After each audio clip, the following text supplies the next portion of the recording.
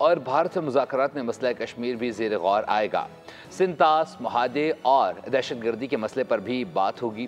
وزیر دفاع خواجہ آصف کا کہنا ہے کہ بھارت کو خوش فہمی تھی کہ وہ پاکستان کو رگڑا دے کر اپنی شرائط منوائے گا۔ بھارت کو پاکستان سے اس جواب کی توقع نہیں تھی۔ پاکستان نے دشمن کا غرور خاک میں ملا دیا۔